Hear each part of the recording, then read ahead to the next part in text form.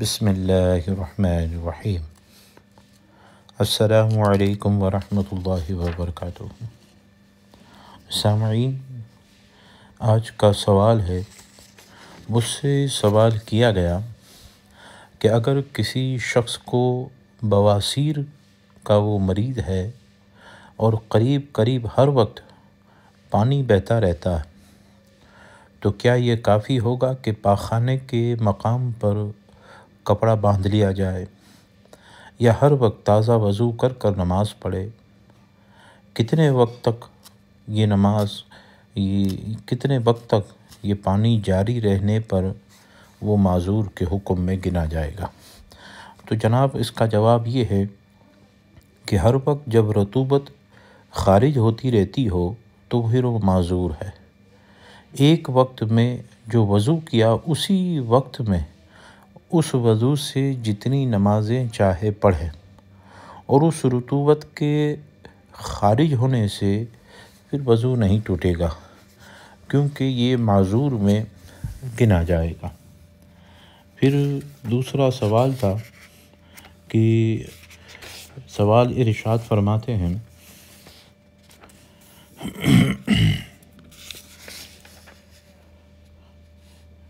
ایسا شخص کہ کچھ روز تک تھوڑے عرصے کے بعد حدث ہو جاتا ہے، یعنی ہوا خارج ہو جاتی ہے اور کچھ دن کے بعد نہیں ہوتی، تو پھر وہ صاحب عذر ہوگا یا نہیں؟ اور صاحب عذر کا وضو خروج وقت سے جاتا رہتا ہے، جس وقت میں وضو کیا جائے اس وقت کی نماز ادا کرنے کے بعد۔ جواب: معذور ہونے کے لیے یہ ضروری ہے کہ نماز کا ایک وقت اس حالت میں گزر گیا، طہارت کے ساتھ ساتھ نماز فرض نہ پڑھ سکا۔ ایک وقت ایسا ہونے کے بعد وہ صاحب عذر ہوگا۔ اس کے بعد اگر وقت کے اندر ایک مرتبہ بھی وہ حدث ہو جایا کرے تو وہ صاحب عذر رہے گا۔ ہاں، اگر پورے وقت نماز میں عذر سے خالی گزر گیا اور تو صاحب عذر نہ رہا، پھر اب صاحب عذر اس وقت ہوگا کہ پہلے حالت پیدا ہو جائے، یعنی وقت اس طرح گزرے کہ طہارت کے ساتھ وہ نماز ادا نہ کر سکتا ہو، تو اس وجہ سے اور اس کے بعد یہ معاملہ رہے گا کہ اب وہ صاحب عذر مانا جائے گا۔ اب دوسرا سوال یہ رہا کہ ہم دھوبی کو کپڑا دیتے ہیں، اگر ناپاک کپڑے دیے جائیں تو پاک ہو کر آتے ہیں یا نہیں؟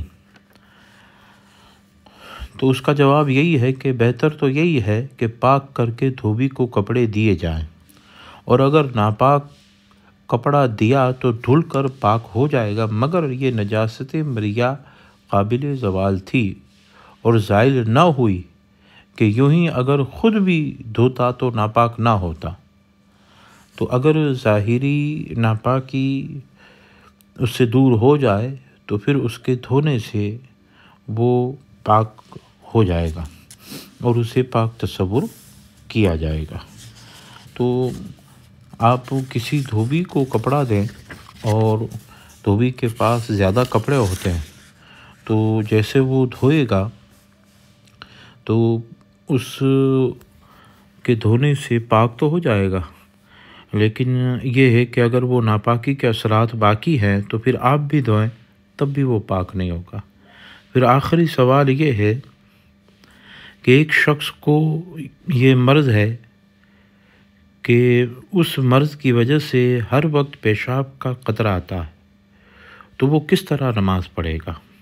جواب: اگر مرض حد عذر کو پہنچ گیا ہو، یعنی ایک وقت پورا ایسا گزر گیا کہ طہارت کے ساتھ فرض نماز ادا نہیں کر سکا، تو وہ معذور ہے۔ وقت میں ایک بار وضو کر لے اور جتنی چاہے اس وضو سے نماز پڑھتا رہے، اس قطرے کے آنے سے اس کا وضو نہ جائے گا، بلکہ اس کا وضو خروج وقت سے ٹوٹ جائے گا۔ پھر جب تک اندر وقت کے ایک بار بھی قطرہ رہے گا تو وہ شریعت مطہرہ کے نزدیک معذور ہی مانا جائے گا اور وہی احکام اس پر صادر ہوں گے، اور اگر وقت گزر گیا اور قطرہ نہ آیا تو اب وہ معذور نہ رہا۔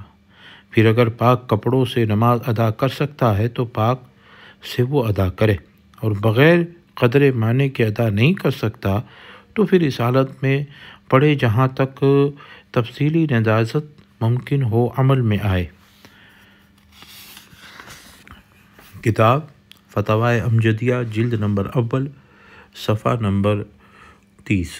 الصلاۃ والسلام علیک یا رسول اللہ۔